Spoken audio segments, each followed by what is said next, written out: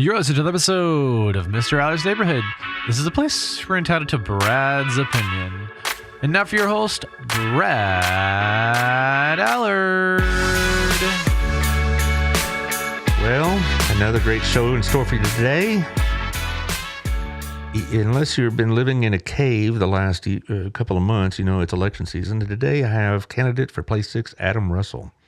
It is place 6, right? That's correct. Because I get confused. Yeah, but it's going to be very interesting. We've just been talking for about the last 30 minutes. It was the first time we met. Very interesting.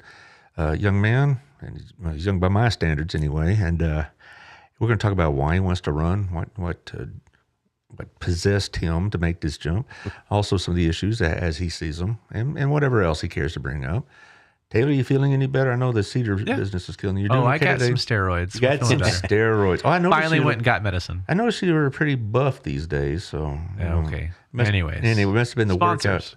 Yes. Well, before we jump in, Mr. Russell, let's talk about the sponsors. Now, you know most of these people, right? Because you're also a member of the chamber. That's right. So you'll know many of those people. Do you know CrossFit Burleson 317? I've seen him, yes. Right? Over behind, was it Stone Soup or whatever? Mm-hmm. Some people confuse it with the one on the highway. And that's all good. I know who owns that. She's a very nice lady, but this is over middle of town off Wilshire. And it's 317 Southwest Wilshire, and it's a good place to get a really rigorous workout. Oh, yes. You been there before? No, but I know the CrossFit workouts, and it's just, whoo. You got to be intense. But, yes. But the good thing about it is you walk in there and say, I want to start a program. They got programs, and they got trainers, they got all this other business. So they don't really just throw you out there and say, start throwing the iron around. They'll help you achieve whatever goals you're looking for with supervision and organization. So and I've known Daniel, Daniel Bazin well, I'm sure, from city business and whatnot. So you are a banker in town, right? That's correct. Which one? First National Bank. Mm-hmm. And it's been around 1981. 1981. I know right. it was here before I got here. So you throw a little plug out there for First National if you want. Right. Hey, it's the last bank that was in Burleson, and we're the only one chartered in Burleson now. Is that right? Okay. The last one. Oh, I'll send you the bill. You're fine. Now right. there's 16 or 17 banks. Oh yeah, but our joker in here is like, what we need is another bank or another car wash. So there you are. When I first moved here, it was pizza joints and seem to be everywhere. But anyway, Thank you, Daniel, for what you do for the community. And also, Shandy Stockzill, I had her on Monday where she was talking about her run for place 4 on the school board. And she's got a couple of events coming up next week and the week after for you to be able to meet with or talk with as a parent, as a community member of the school board or the school district. So check out her page and find out those dates, see if one of those times fits you. Also check out the Apple or Spotify or the YouTube, and you'll be very impressed like I've been. Because you might not know this, but you probably could guess this. She's an ex-student of mine. We were joking about that before the show. Right, that's right. There you go. But anyway, she also sells real estate, of course, and she is the person to talk to if you're going to move in and around this area because she knows the markets, she knows the rates and whatever else. So thank you, Shandy, for all you do. Also, just somebody I'm sure well known to you, our place, and with Otto, he's off to Chicago right now with his beloved, and so poor Ryan, his son, is going to have to run everything as usual. I'm sure you do some banking business over at our place. It's where I do my, podcast business. Oh, yes. I've met some customers over there a few times before. And I was there earlier this week. Yeah, so was I. And, and it just, it's a good place to do business. It's a very hometown feel. And we have a lot of, good conversations there. And it's a place to do that. And the staff is very consistent. I mean, you get to know the wait staff. It's right. And it tells me a lot about Otto that he has such a veteran staff that, that they stay with him. I was talking to the waitress and I didn't recognize her. I said, are you new? And she says, no, I've been here 2 years. Well, as any restaurant will tell you, you don't keep wait staff that long very often. But anyway, Our Place Restaurant on the highway in Alsbury, go there and get you some chicken fried steak. That's what I like.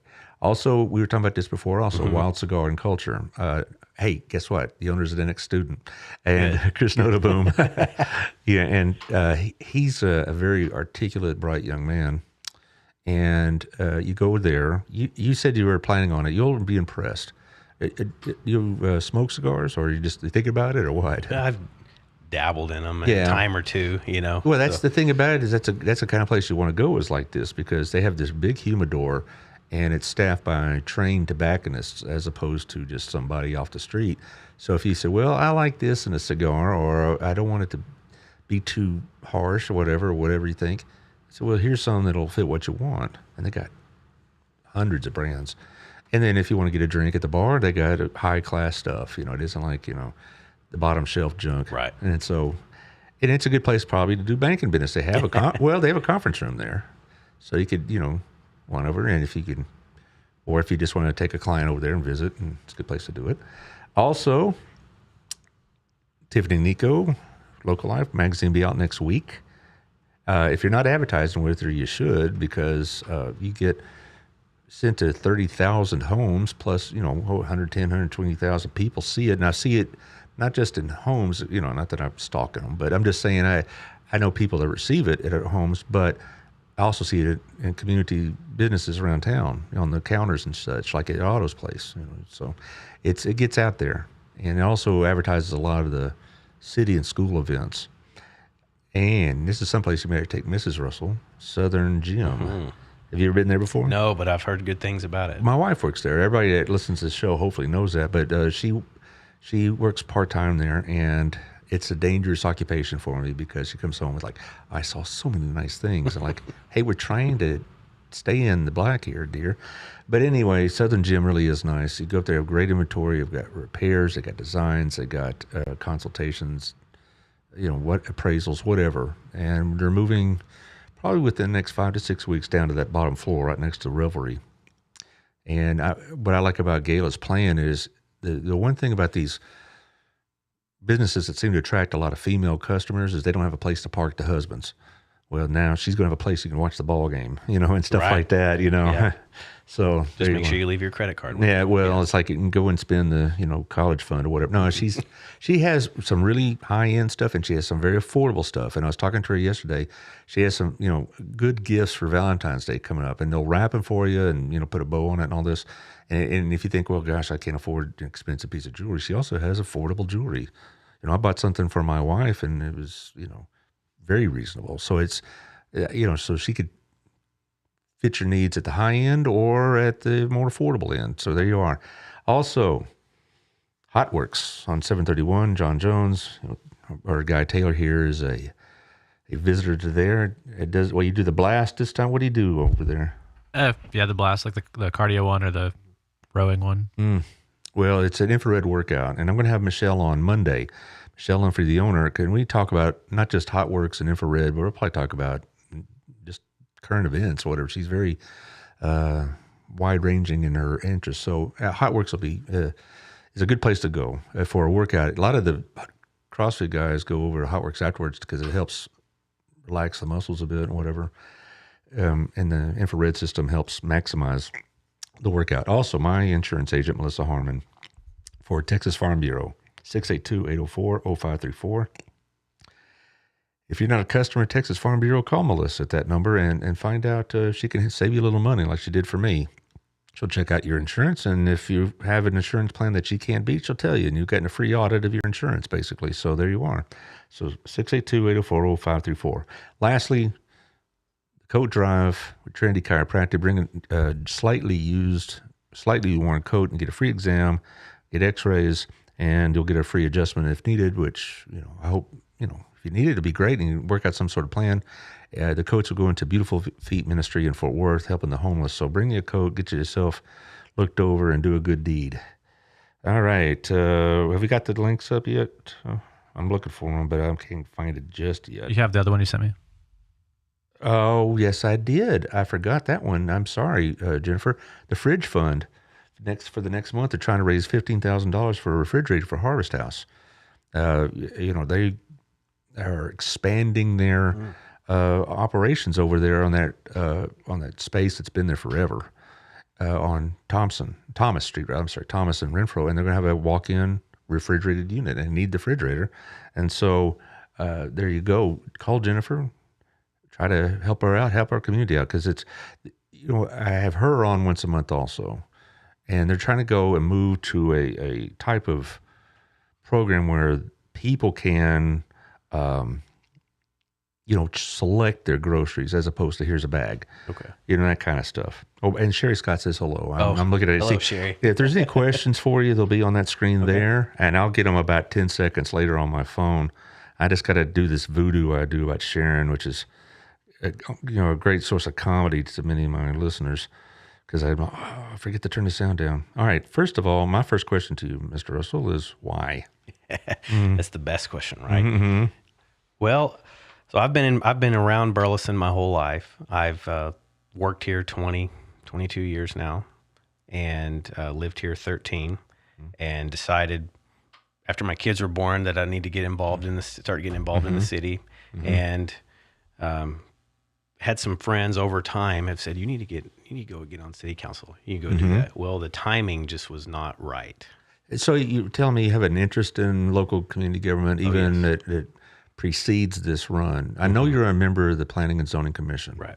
And we'll get into that pretty soon, because we're going to talk about the two things that most affect the vote, seems like, is apartments and traffic and whatnot.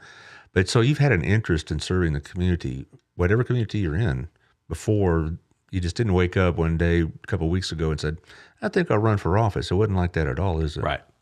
And so how long have you worked with the P&Z? I had to look it up the other day. I joined in April of 16. Really?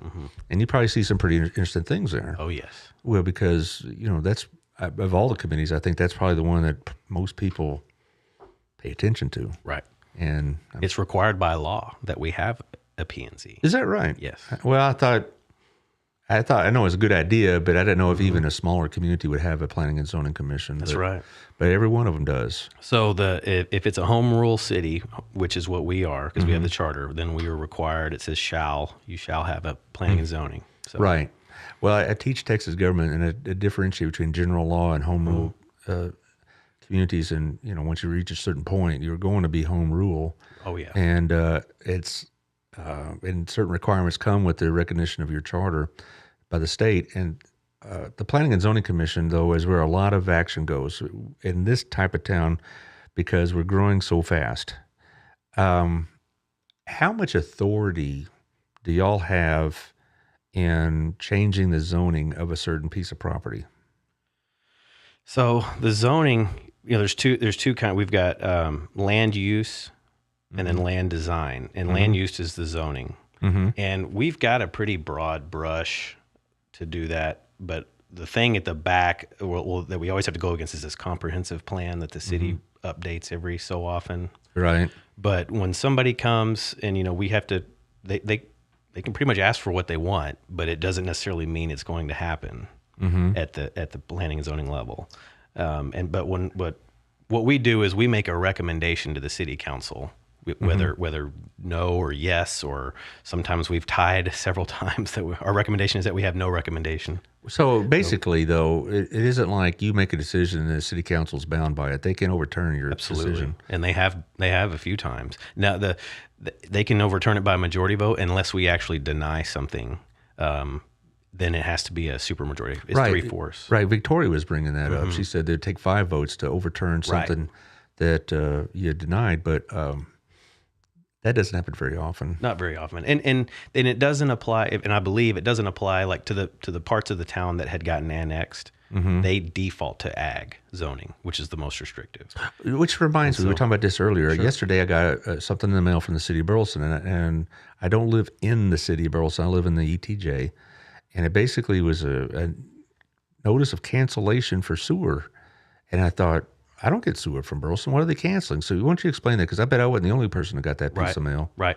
So, and I don't know what the acronym stands for, but I believe it's CNC. Right. It's a cancellation of some sort of a service or an agreement cancellation. And it was the city would provide, infrastructure and things out to people in the ETJ. Well, this was done before we changed the law in Texas about the annexing. Because back then, if people remember, Burleson expanded a lot and expanded the city limits. Well, then once now you basically can't annex anymore as a city unless the homeowners agree to it. Well, and there's a vote that would be taken. Right. And even if I voted in the minority, I'd have to abide by the will of the majority on that vote. But as far as I get my water from Bethesda and all this other business, and I thought, my wife said, "Are they going to annex us?" And I knew the law, so I wasn't worried about that at all. But if you're thinking they're looking to annex, if you live out where I do, Hogan's Acres is what they used to call it. They're not. That's nothing on the board at all. So why did I get that mail? So it's all on the east side of town, and is really where it's mainly affected. And most everybody out there either has sewer or they've already got water and everything. And in Burleson, by having that, it kind of doesn't really it kind of ties the hands a little bit. That if somebody wants to put a development out there, they're expecting us to. And I say us since I'm on P&Z, they expect the city to bring the infrastructure. Well, and now that it's kind of more difficult now with the annexing and everything, the city decided it'd be good to get rid of that. Well, to me, it was a non-event really, but a lot of people may misunderstand that because it's cancellation. What? Right. Are they reneging on the deal? I'm like, we had no deal.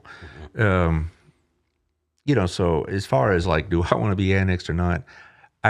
I wouldn't mind having Burleson police. I mean, I'm not knocking the county sheriffs, but they are sometimes unavailable or distant. But I'm not other parts I'm okay with. Right. So because the taxes and all that. But anyway, so if you're out there thinking, oh, what's that all about? It's really a non-event. But also on the P&Z, let's say I have a piece of property in town and I want to do something with it. How much latitude do I have in doing something with what I want to do? I'm leading into the apartment issues. Sure. Because people think that the city could just say yes or no, and it's not quite that easy. Right. There's a lot of, it's kind of complex. And like I said, it goes back to that comprehensive plan, because if somebody wants to come put down Wilshire, which is a commercial corridor, they want to build a factory, they're not going to be able to do that. And could they get it changed for that to happen, or is that unlikely? I don't think that we would probably deny it and not speaking with the council, but they would too, because it just doesn't fit. We've got the business park now, and that's kind of where they want the. Well, you also don't want to put a factory in a retail area, right, for various reasons. But I know they've redeveloped a lot of territory, but they had to rezone it. Absolutely. And part of the problem for some people is that you've got these developers are bringing in apartments or other multifamily housing of various kinds. Now, my personal view, this is just for me, I think we need these because housing in Burleson is expensive. Even the apartment rent is it's a hit. But if you want a starter home here, I talk to Shandy about this all the time. She comes on the show about once a quarter to talk real estate, and getting a starter home in Burleson is a problem. What is your personal view, if you will, or what would be your professional view, if you will, about apartments in Burleson? I think you have to have them. I grew up around Fort Worth, and and I see, and I definitely get the concerns with the people because Brian Irvin, I remember when they didn't have apartments, and then they built all the apartments, and then it just the traffic just gets it makes it really dense. But cities can be smart about, and I've talked about this on planning and zoning, especially with the new Chisholm Trail corridor coming up. Like when you have apartments, put them where that the tenants have easy access to get on to the highways and things where they can go to work. Burleson's a bedroom community, and we're obviously getting a lot of businesses in town where people are going to be working and living in Burleson. But right now, a lot of people live in Burleson, they work elsewhere. Right. So getting them access to the roads to get out of here and then to come home without having to get bogged down, that's a big thing. But absolutely, land prices are going crazy, and that's why you're seeing a lot of developers want to shrink the lot sizes so they can put more houses on to try to make a little bit of. Try to get their money, whatever their spread they were trying to get. Well, we have a big development going on near my house on East Renfro. And how much authority do you have over that? Because it's because I know visually what our city limits are, and like you go down Renfro, you go down the highway, but as far as like expanding past east or west of the road, north south of the road, whatever, it doesn't go far. It's like these tentacles, if you will. Do you all have any control over that? Is this the one that's over by Bennett's, the old Bennett's? Yeah, old Bennett's, yes. So yes, that came before us, and some of a lot of these, if it's under a development agreement, meaning that if it goes to development, the city will annex it. So the city and the landowner have agreed that whenever it develops, it will become part of the city. So that originally that piece of land may not have been, but now it is part of the city? Right. And I can't recall if it was or it was coming in. I know a lot of stuff on the west side is under development agreements. And so it will come in. Right. Right. But so if it is in the city, then they will have to get rezoned and then we will have a lot more leeway whether we can say up or down. But if it's in the ETJ, all we have is platting authority. All right. And, Okay. Now, I've been to a couple of P&Z meetings over my tenure here, and normally I don't attend them because they don't really affect me, but one of them did. And it got pretty intense because people take a real big interest in what's going on in their community. I'm sure you've had a handful of those. You mentioned you've had a couple of these, you said brought pitchforks or whatever. Well, you just say that. But yeah, my very first P&Z meeting was a 3.5 hour meeting because they were wanting to put in a development, and a lot of the people that live there, we have to send notices out. And most of those people lived in the county. They didn't live in the city because this is a new development coming. And they wanted, I think it was SF7 or SF10, meaning 10,000 square foot lots or 7. And the citizen said, well, no, we want acre lots. And it was 3 hours of going that, and we ended up picking something in the middle. We picked half acre, and then, but like I said, it's just a recommendation. City council, I think they approved it how the developer wanted it. So well, yeah. Well, I was telling you about a story about a development that's going on right down the street from us, but was in city limits. But the people protesting were not in city limits, but they listened to them anyway. And absolutely. Now I know that the city council must have kept the recommendation at that time. This is back, 20 years ago. So it's nothing current, but they must have kept it because now it's a nursery. It's roots. They wanted to, and the whole story isn't really worth our time, but it was interesting how that worked. And a lot of people misunderstand the P&Z and the city council's role in that basically you have this godlike power just to change things, make things happen. Really, y'all do listen to the people. Oh, yes.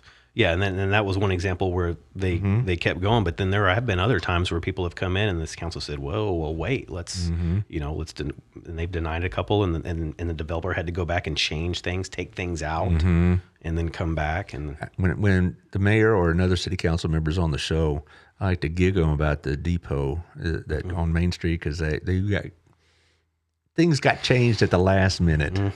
You're probably part of that P&Z process, right? I was the original plan. What happened? Things changed. It changed at the city level, and it becomes administrative or things, and we don't get to take a look at them again.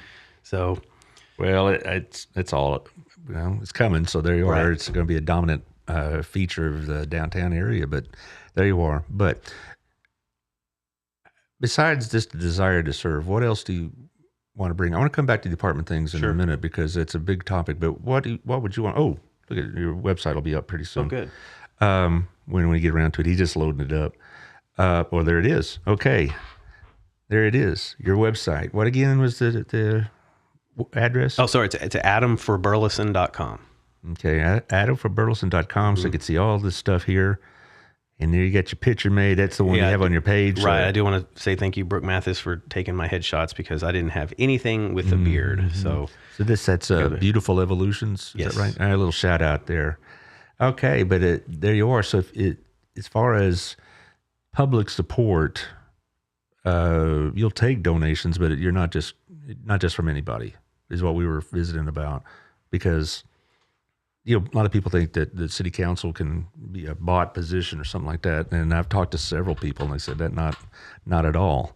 That's not the way it works. Right. I don't even have a donate button. I mean, it says on there, just contact me. And so we'll work it out. But I haven't taken anything yet. So we're just kind of getting started. But. Yeah. And there'll be signs all over this place. With 4 city races and 2 school board races, we're going to have signs covering up this town, but that's part of the political process. And that timeline's coming, 2 weeks, I think. You'll start seeing them pop up. Yeah, I think the 17th or 18th is the deadline for signing up, and I'm sure we'll have a few more that'll come and whatnot. But I guess I want to go back to the apartments. I'm not being very organized in my thoughts, but what are your concerns about apartments? It's the location. That's the main thing. We've got to put them in places where it won't just bog the traffic down. And not to segue to something else, Go ahead. I'm on the record of this at P&Z. I ask, well, why haven't we widened this road yet? Right. Well, it's when the growth comes. Well, if you look at the population of Burleson, it was 20,000 in 2000, and now it's almost 50, or it is 50,000. It's over now, I'm sure. Right. So that's a year-over-year growth of over 6%. Haven't we not proven that the growth is coming? And so I really would like instead of thinking about like these roads, I want to think 5 years down the road. And I don't think there's anything wrong with if there was a bond or something to say, okay, we're gonna let's go with Allsbury. You know, the plan is to take it all the way to the toll road. Let's go ahead and get the money now and start doing it. And when is Hewlin gonna go? So let's get it going. Yeah. You know, I wish we would just go ahead and spend the money to widen the roads now, instead of waiting until we get blown up on Facebook or anything, and you've got, you know, hour lines waiting. Surely to that get doesn't the light. happen. Right. So it's just, you know, it's a little more forward thinking. Now I can see it if we were out in the middle of nowhere, and then in the last 2 years we've had, you know, the population's been going up. Okay, but I mean, it's been sustained for 20 plus years. Well, yeah, and it's probably one of the biggest expenses of any community, of course, and it kind of leads me to the next issue about the tax rates. I mean, that's another thing that I get a lot of messages about when I'm saying, okay, I'm going to have so and so on the show, and they'll say, ask about the tax rates. Right.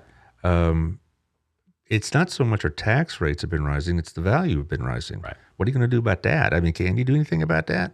Not really. I mean, the city's passed a couple of times the homestead exemption, which we hadn't had before, to kind of help lower the city portion of your taxes. But you know, the values come from the county, and then we base our budget on the valuations, and then with all the and in fact, you know, Burleson, it's about $5 billion in value based on the last official statement. I can tell you all kinds of fun stuff with bonds. So, Yeah. But yeah, it was about $5 billion, and with all the exemptions and everything, it was 4 point something. But then they use that to get all their numbers. But we can lower the city tax rate, and you've seen that over the last few years of lowering. And but one thing I would be cautious about is if you see when the tax rates were coming down, that's when the economy was doing pretty good because values are going up. But if there's ever a reset or a recession, the values will start coming down. Well, then it's possible that there could be a budget shortfall. Well, then of course, being in the financial industry here in town, I'm sure y'all watch this pretty closely. I would imagine. You know, my personal view, I don't want to put you on the spot about what you think is going to happen to the economy, because that's a professional opinion. But my personal opinion would be, I think we're going to slow down quite a bit. I don't know if it won't be like 2008, but I think we'll slow down. I think the property values, I know, have kind of dropped a little bit at a time. You know, where I live, because the market has slowed down some, but still, there you are. Jackie Jones says, I think Adam would be an excellent addition to our city council. He has my vote. So you got at least Thank one. Thank you, Jackie. All right. Or maybe two, Good. I guess yours. And Mrs. Russell should get 3. Martha she'll be number 3. So Is that right? Well, good. So you're off to a good start. Okay. And Sarah Carlson, who get better soon, she's kind of under the weather a bit. People get all upset about 380 agreements and the incentives the city provides to bring in certain businesses that meet certain goals. Can you explain your position on the use of 380 agreements to shape the economic development in Burleson? I do know that this was something that came up on the city council meeting Monday, and some of let's just put it this way, Alex Phillips got ambushed, and that was because I know how hard he works at these things. Right. And then a couple of our council members would just kind of try to take him to task, and I think that was inappropriate. I could say that you say what you like. It's a big investment for these businesses to move to Burleson. I mean, I don't know what the cost to build Alley Cats would be, but it's going to be multi-millions. Oh, it's going to be more than a few bucks, yeah. And then these big, in the business park, that's $50 million buildings. I mean, it's just the cost of building anything is going $400 a foot, $500. Well, one of my bones of contention with the two council members that were kind of, let's just say they had a lot of hard questions, and I'll leave it at that for Mr. Phillips, is that there isn't a community in this state that doesn't use these type of agreements. Right. And you look at what that business park down south of us, that never would have been built without 380 agreements. They would just go taking it to Midlothian or something like that. And that is, sometimes I get the impression that just they just want to be antagonistic for that their own sake. I'll maybe address that issue about council relations later. But the point is that you have a situation where 380 agreements are part of the deal. Absolutely. and these businesses shop for those things, and I'd rather have it here in Burleson than in Joshua or out in the county. So here I got another one here. Bill Janish says homeowners can educate themselves on protest options to argue that sometimes way overinflated appraisals automatically set by the county, and that's a good point to make. There is an appeals process, and you should always. In fact, there's realtors that'll do it for free. There's other people that'll do it. Have somebody go protest your taxes. I mean, if you're worried about the values, because that's it's a free shot. It doesn't cost anything. Right. Depends. Some people charge a percentage of what they save you, but well, he says he'll be protesting the valuations tomorrow for another customer of mine. It's not difficult to make it happen. Right. It's easy to do. Well, back to the 380 is like, does the Planning and Zoning Commission have any authority over that, or is that simply the City Council's business? It's City Council's business. Okay, so when Alley Cats or anybody else comes in, you can maybe do the arrangements to have it properly zoned, but other than that, it's up to them to pass it or not, and that's it. That's a responsibility you'll be assuming. Correct. Okay, I have a real positive opinion about your chances of winning. I'll put it that way, and that you're going to be assuming that responsibility. Is it possible to give away too much? I'm sure there is. I mean, I didn't think it was happening for what's happened recently. That's my opinion. Right. I mean, you can always swing the pendulum too far, anything. But, at the P&Z level, all these projects, they come in with code names because they're still working the details out when we get them. Right. We got, project something, and then you see it in there, and you're like, I wonder what that is. And then you're handling the zoning and stuff, and you just don't know. And then at the last minute, it's like, oh, we're getting, Golden State Foods or whatever. And so it's neat to see that at the end, what it's going to be. But I've had Alex Phillips on the show, and he will not divulge any secrets. Right. Oh, no. You put him, good. Take Good a bat poker to him. player. Oh yeah, take a bat to him. Sorry, you're not going to find out till everybody else does. That's right. But so I kind of kid about him being like a more closed off than a CIA agent. But again, when we talk about these 380 agreements, some people really get irritated at that if they were given unfair advantages to existing businesses. How would you respond to that? I can understand that because the business, we've been in business since '81. Well, I'm just saying, when I say unfair advantages, I really meant to say unfair disadvantages. I guess I want to clarify what I'm saying is that with existing businesses, they're not getting 380 agreements. Right. And somebody comes in and they're getting one. Right. Some of the existing businesses think they're at a disadvantage. Right. And I understand that. And it's, but like you said, it's a part of to get the big players here. It's just, what they have to do to get them here. And I talked to, I do talk to people involved in this kind of thing. Is it not really the job of a community to basically keep people from coming to this community and have them not be able to make a living at it? We're doing a disservice to the citizens if we say, no, we're not going to allow another hamburger joint in. Do we need another hamburger joint? Well, the economics will take care of that. If they fail or whatever, then fine. If they succeed, then we can't support it. And so I'm that laissez-faire kind of thing. But again, we just can't have hamburger joints popping up everywhere. But if somebody's willing to put their own money into it, we shouldn't deny them the opportunity to do that, even though it may take away business from existing businesses already. Right. So anyway, it's a tough thing, and that's a thing a city council person has to be aware of. So, and we're talking about like apartments again. We need to bring down the cost of housing in this community. Or else young people won't stay. And we need young people in this community. We need young families because they're the future of the community and whatever else. So it's just part of it. As far as other issues, what other issues that you personally want to focus on? Because if we already talked about it, talk about it again. No, what do you want to talk? What would you focus on? We passed that big bond package last year. Right. About $82 million. I believe they have not. They're working on figuring out, to spend it. Right. And there's so much on the back end on that I have experience with as far as, as a bank. There's three ways you make money. It's investments and loan interest, and then of course fees. But the investments, I handle the investments for the bank, and A lot of what we buy is municipal bonds. And there's a lot of factors that go in because so we've got this 82 million. And in fact, if you go online, you can actually look up, it's called an official statement of City of Burleson. And it tells you, has all the top 10 taxpayers in Burleson, if you want to know who they are. They only make up about 4%, which is good. You're not relying on one. But the main thing is when they issue the bonds, there's so many factors that go in because we have to pay interest on those.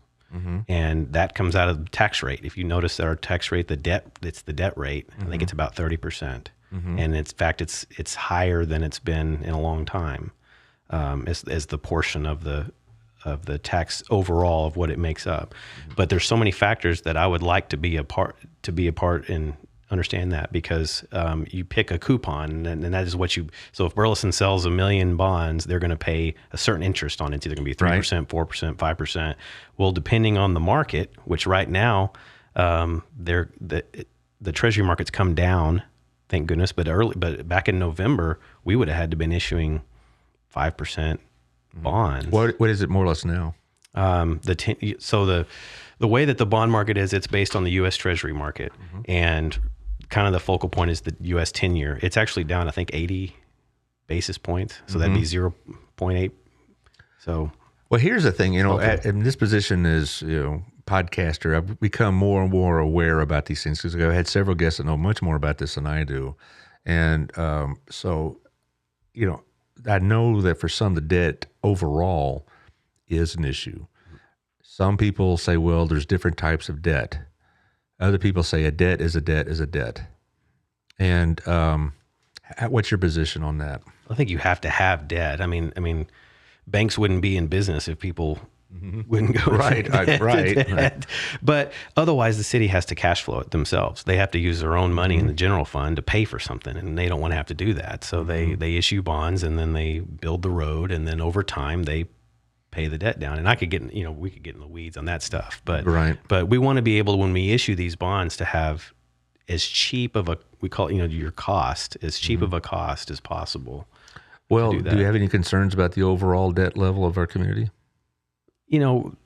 Moody's and S&P don't think so because we're AA rated. Right. I think it's something to be mindful of. We need to watch. We need to be smart with the debt that we issue and make sure, okay, what all projects do we need? And I would rather, let's just figure out what one big bond package instead of having to say, let's do this bond. And then you find out 6 months later, we didn't go enough. And then can you imagine going back to the citizens and saying, hey, we need more money? Well, when we were going through this last May, there was, I don't know how much not acrimony was involved, but there was a lot of contention over it. I'll put it that way. And it was on the council itself. It was a 4-3 vote.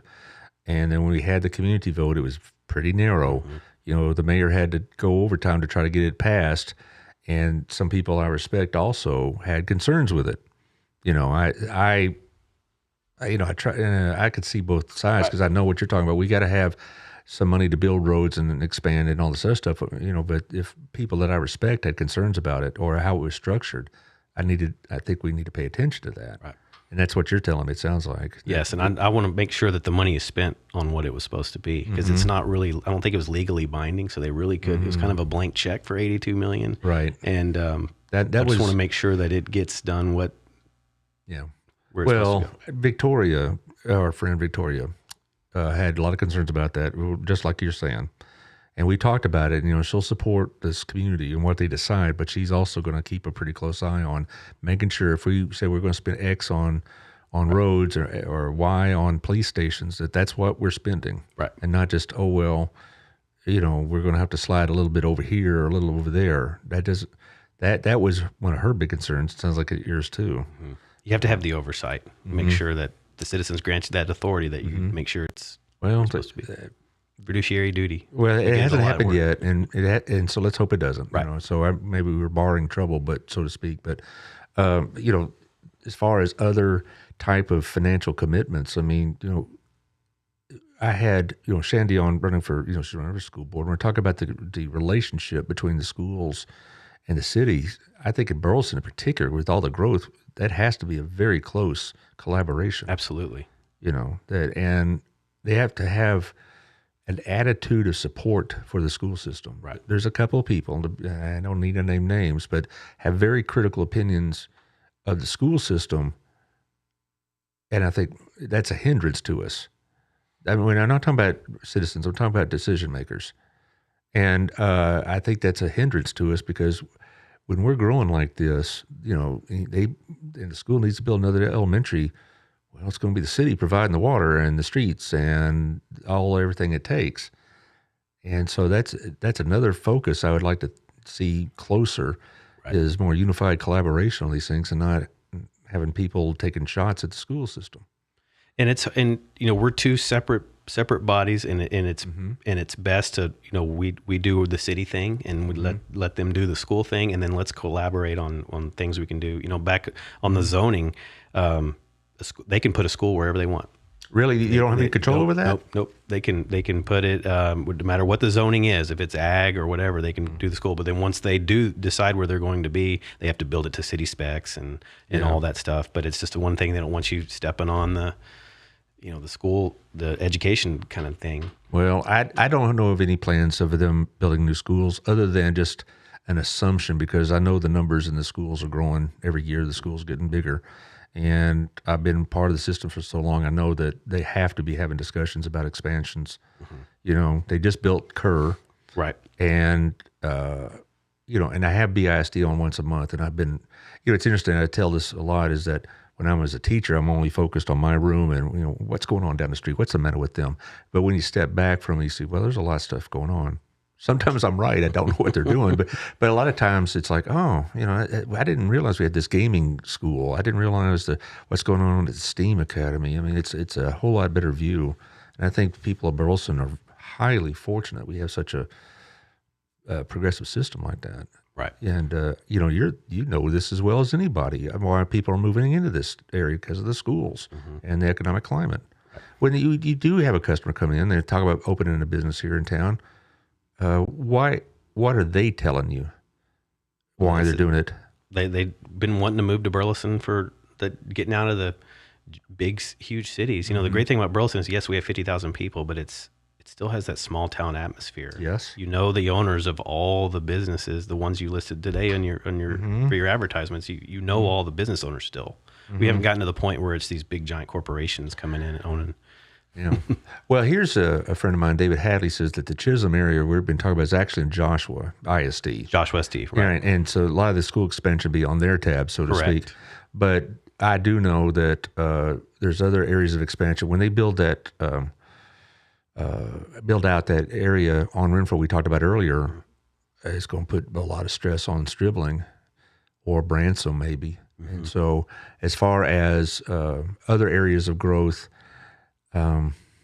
I could see it happening. Well, you know better where the growth is than I do.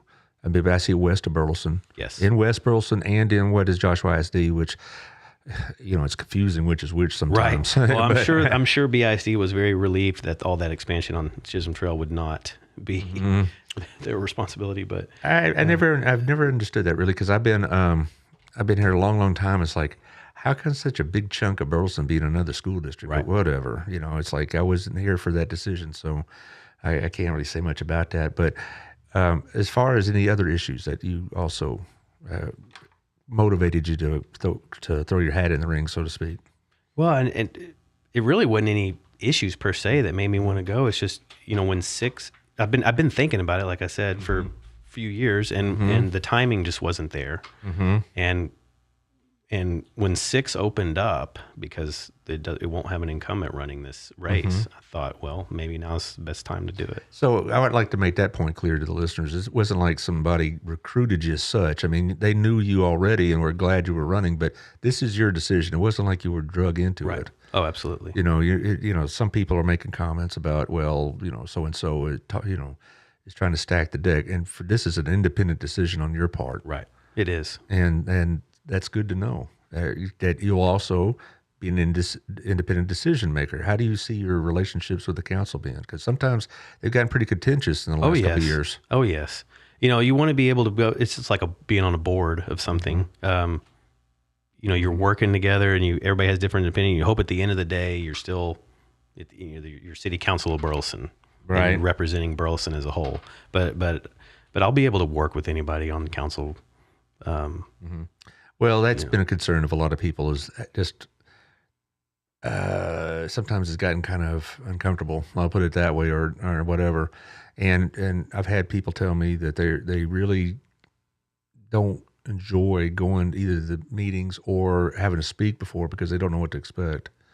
And I hope after this election, a level of civility be brought in that in some cases has been lacking in the last couple of years. And that's kind of tough, but sometimes people have a real strong opinion about these things, Right. And it's hard sometimes to compromise. Right. What's an area that you will not compromise on? Oh, is that a tough question? That's a real tough question. Because, at P&Z, there's things, you have your mind made up and you read the agenda. Like, I'm going to go like this. And then by the time you get to the presentation, it's all about trying to find a middle ground. So I don't know. It would just depend on the situation. Right. I just don't have. Right. Give you the. Well, you don't. So I'm glad you said that. That's kind of why I asked you that question. Yeah. That you're going to have an open mind. It wasn't like I expected you to say, well, I'm not going to do this or that or the other. No, I wanted the listeners to hear that you're going to take the issues as they come, not as like I'm going to vote no or vote yes, irregardless. Right. So good. See, you thought I was setting a trap for you. Well, that was the legal answer too. Everything's gray. Well, it really is, though. It really is. I mean, we can have maybe moral issues that we're absolute on, but when it comes to the city business, I may want, if I were on the city council, which never is going to happen, unless y'all annex me. But I'm just saying, I may go in there with one idea and come away, well, I'd rather take half a loaf, as they say, than none, or I didn't realize that until Ronnie said something, or Rick Green said something that triggered a reconsideration and that kind of stuff. And so that kind of thing is that's a good open mind to have. Right. And even the citizens. I mean, you go in and you think, you look at the development and you're looking at the presentation, you're like, well, that didn't look too bad. And then you've got 100 mad people out there. And so maybe I need to look at it again. Well, I always tell my vast listening audience, when I went to the high school in 1990, I had one set of opinions about people. And over the not that long a course of time, I dramatically changed a lot of those opinions, because I saw people in the real world, so to speak, students in all various kinds of conditions or situations. And my black and white vision on, well, this is right, this is wrong, this is good, this is bad, was modified quite a bit. And, I never considered myself politically liberal, but back then I was like, well, only certain types of girls got pregnant. Well, I found out they all over, various walks of life happens, or only certain types of kids smoke dope. That's not the case either. Or, so it's really, it was broadening my perspective. And anybody that goes on the council saying, I'm going to bend the council to my will, needs to find another line of work. Yeah. They're all, we've got 7 spots and they're all equal. So they're all at large. So every one of us represents the entire city. And so, well, David Hadley asked this question: when an issue becomes controversial between you and another council member through no fault of your own, how do you perceive would be the best way to handle it? So basically, if it gets kind of contentious on the board, and I know what David's talking about, right? Somebody's bringing something to you more than just a difference of opinion, right? How are you going to handle that? It's best to handle it. If you could go into exec, I'm not the city attorney, but you kind of hash things out behind closed doors to where you're not just beating everybody up in front of everybody. At least that's how I was. That's how that's the better to do. Executive session is off the record. It's supposed to be confidential, and if you have some sort of pointed opinion about one of your fellow members, you could bring it there. But that's not always maybe. Happened. Yeah, it just depends on it, because there's only certain ways you can go into exec. So right, but it would be to try to. That hasn't always happened though. You've seen it. Oh yes, and that I've heard a lot of people say that they are distressed by that, and so I am quite confident you'll bring a different mentality. So will Larry Scott. I had him on the show a couple of weeks ago. Highly impressed. So I think I think, my opinion is, I think you're going to have a real good chance of winning. I'll put it that way. A really good chance of winning. Thank you. And same with Larry. Is it a guarantee? Well, no guarantees, but I just really think that you have the best chance by far. And, and I'm glad that you're going to go in it with a willingness to not just compromise, which is an unfairly pejorative term these days, but you're going to go in there and you're going to make it work, as opposed to say, I'm going to make them change their minds or whatever. Right. You go in there with that attitude, you'll fail. And you obviously have gone in there. Of course, part of the banking situation is negotiations, I'm sure. Exactly. So anyway, we're coming close on time. So anything you want us to know about it, maybe about yourself? I don't know. I don't want to get too personal. So you tell us whatever you want us to know about yourself. Fine. You're fine. Well, you are married and you have That's right. children. We have twin boys. They're 10. Mm-hmm. They're a handful, but I love them. They're great. Just like I said, I feel like the time is now. I'm ready. Mm-hmm. And my background with working in the bank and a lot of things. When you work for a small business, you end up wearing a lot of hats. You end up learning a lot of jobs that weren't necessarily the original job description. The best job description we always have at the end: other duties as assigned. And so, it just. I've seen that before on contracts with schools. Yes. And so I just feel like my experience, just in general, I can keep an open mind, but I can also ask a lot of questions. I think it's very important to ask questions, just because when you get a presentation, that may not necessarily be the way people were. Well, you're also a member of the chamber, are you not? Yes, I am. So Gabrina. She'll be on next Thursday, by the way. A little shameless plug for the show. So you are not just involved just with the P&Z, but also the chamber. You probably, I don't know, remember the Rotary Club? I don't know, but are you? I was, yes. Okay. Yes. Okay, so you've got some pretty deep roots in this community. That's correct. And that's a good thing to know, because you're going to know a lot of people, and you're going to learn a lot. But you're going to have a learning curve. But I bet your learning curve will be a lot less steep and a lot more quick, let's say, than most, because of these experiences you have with the P&Z, right, and with the chamber and with the bank. I mean, you'll have a better chance of hitting the ground running. I mean, Victoria, she has all that background in government, but she still had to learn some stuff. But she picked it up pretty quick. It'll be budget season as soon as the election's done. So you get to work. You jump right in the deep end of the pool on that one. Okay, and where else? Now, how can they contact you again to make sure? So I've got a website, and it's adamforburleson.com. I have an email, adamforburleson@gmail.com. And or they can find me on Facebook. I think I've got my profile's public, so it's Adam Russell. Well, there it is. Well, it's coming up pretty soon. It's on my screen. Not maybe on that, but the viewers can see it. Oh, there it is. Okay, but the viewers can see it, and also it'll be on YouTube. This will be on Facebook, and you could share it and with anybody you want. And I could use the numbers, and it'll be on Apple and Spotify before noon tomorrow. Great. I appreciate what you're doing for our city, not just running for office and willing to go through that ordeal, but also with the P&Z and the bank, chamber. It's a pleasure to meet somebody that's spending that much time on our community. Well, thank you. I've enjoyed being on the show. Oh, thank you. We'll do this again in about early April. I've got Larry coming on early April, so get closer to the early voting time. So we'll do it again. Okay, sounds good. All right, and we'll see you all Monday with Michelle Humphrey.